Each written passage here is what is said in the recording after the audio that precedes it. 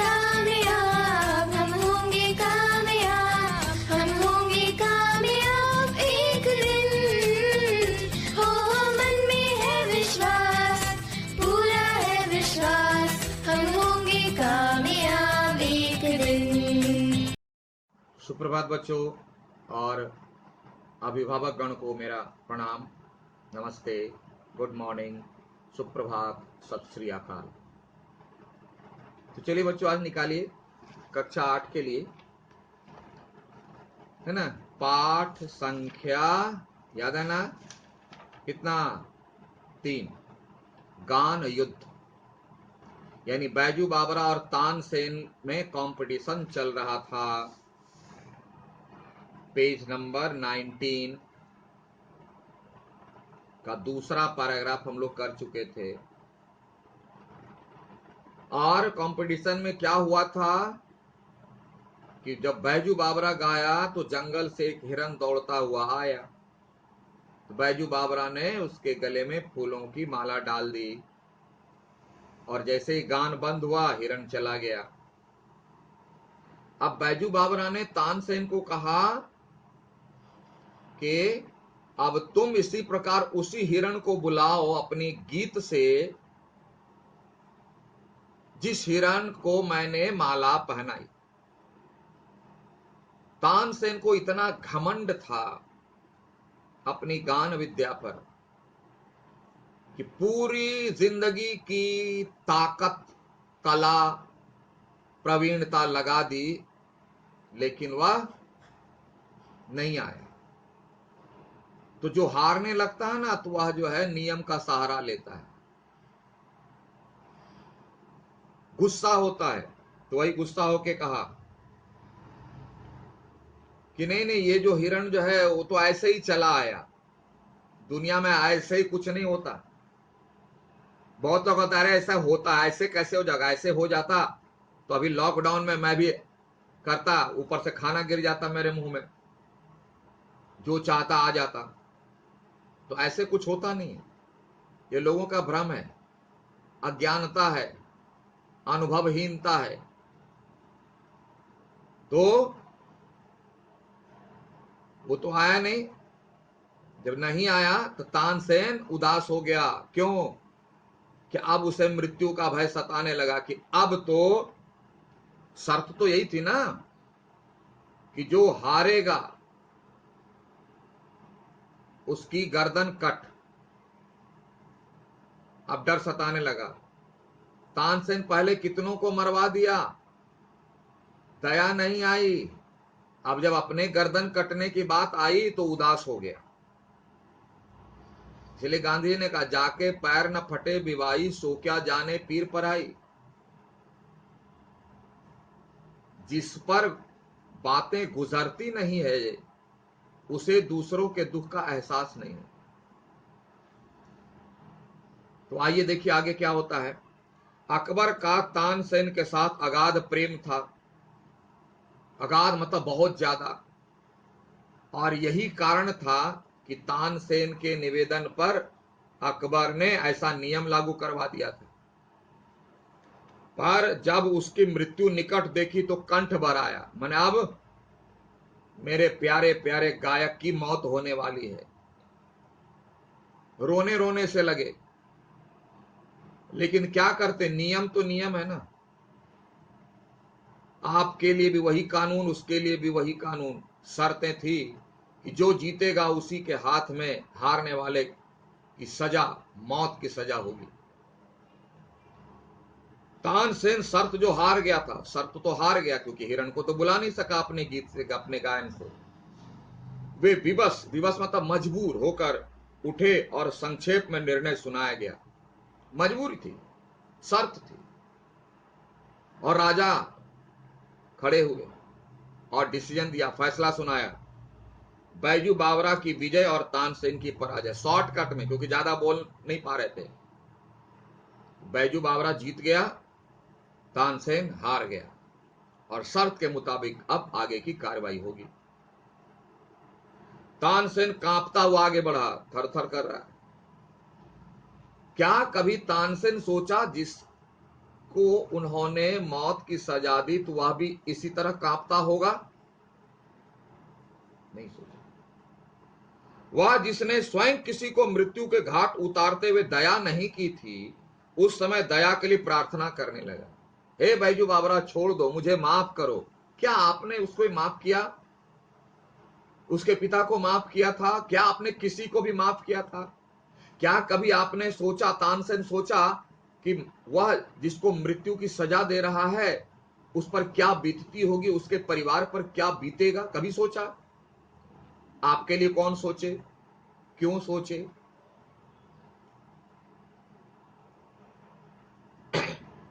बैजू बावरा ने कहा, जहां अपना राजा को एड्रेस करते हैं, मुझे प्राण लेने की इच्छा नहीं है। बोला, मैं नहीं चाहता कि किसी का प्राण लें, क्योंकि प्राण लेना मेरी प्रवृत्ति नहीं, मेरा स्वभाव नहीं, मेरी आदत नहीं।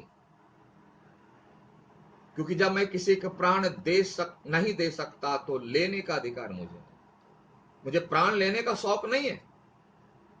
तो सभी आश्चर्य हो गए कि प्राण लेने का शौक नहीं तो आखिर क्या करने वाला है? क्या कहता है? आप इस निष्ठुर नियम को हटा दीजिए।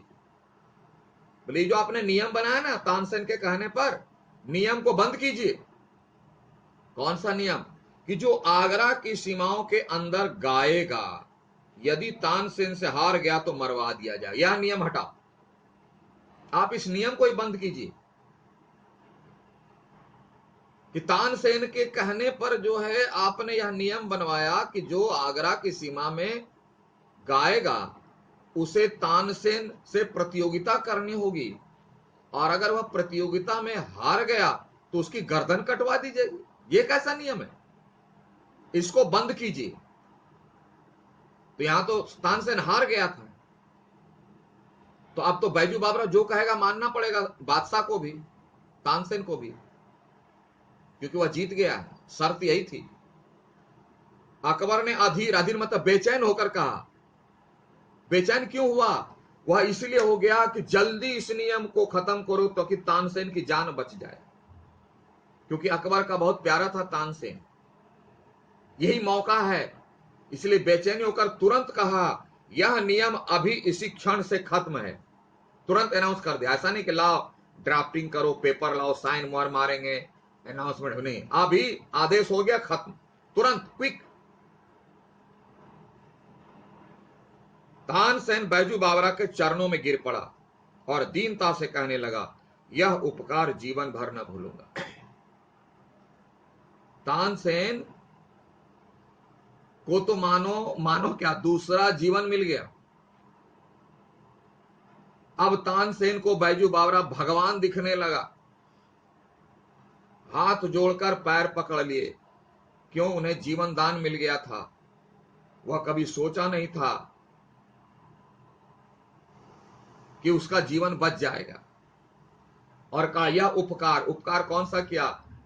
कि उन्हें मृत्यु दंड ना देकर नियम खत्म करवाए, उसके जीवन को बचा लिया। उसके अंदर जो घमंड था उसको तोड़ दिया, लेकिन तानसेन को बचा लिया।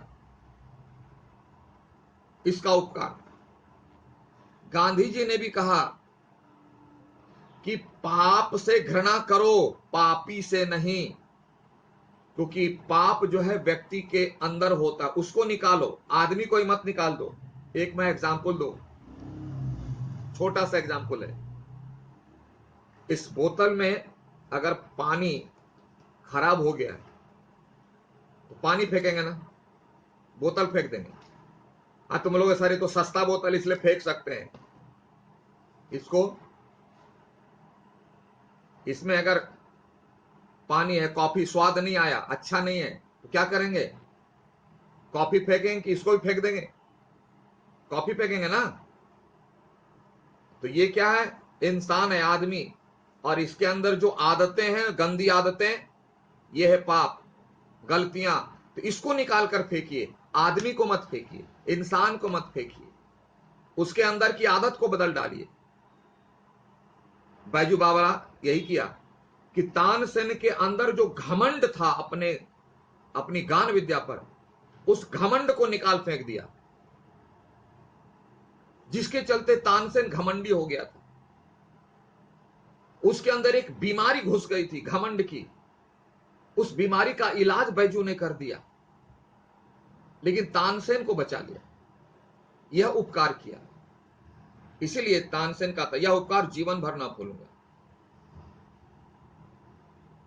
अब जब सारा काम हो गया,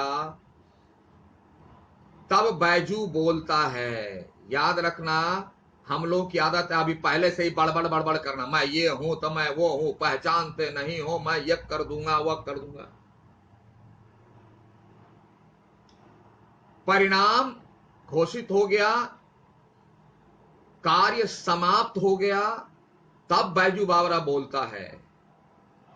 बैजू बावरा ने उत्तर दिया, 12 वर्ष पहले की बात है, तुमने मेरे पिता के प्राण लिए थे, यह उसी का बदला है। ध्यान देना। तब बैजू अपना राज खोलता है कि मैं कौन हूं, यह भी नहीं बताया।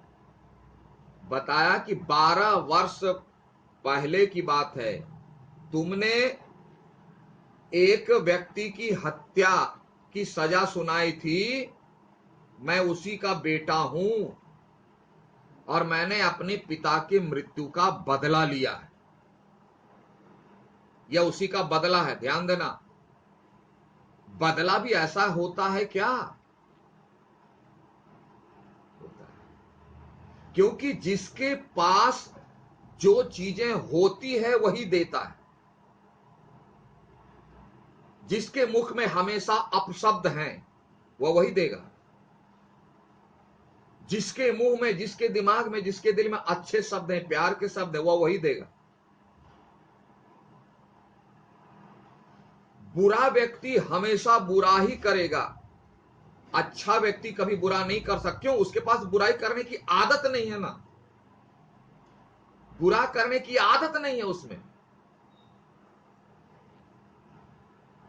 इसलिए तानसेन ने जितने लोगों को मृत्यु के घाट उतरवाया, वह उसकी बुरी प्रवृत्ति थी, गंदी प्रवृत्ति थी, गंदी आदत थी। और यह आदत मोटिवेट कहां से होता था? घमंड से।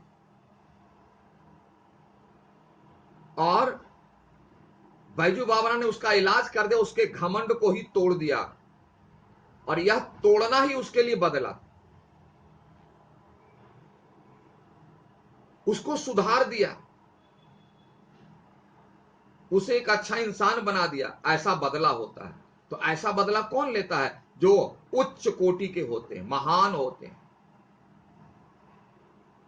और नहीं तो आजकल का बदला लेने वाला, तुम मेरा पैर तोड़ा तो मैं भी तुम पैर तोड़, तुम मेरा 10 रुपया लिया था मैं तुम्हारा 100 रुपया ले लूंगा। ये बदला होता है। ये सामान्य व्यक्ति है। बैजू सामान्य नहीं था, असाधारण, असामान्य, महान थे वो। इसलिए उनके बदला का ढंग भी, तरीका भी महान। प्रासंगिकता, हम भी अगर अपने को उच्च शिक्षित समझते हैं तो व्यक्तियों से बदला लेने का ढंग ऐसा ही होना चाहिए। कैसा? कि हम क्या करें कि उसकी आदत ही बदल डालें। हम क्या करें कि इसके अंदर की बुरी चीजों को साफ कर दें।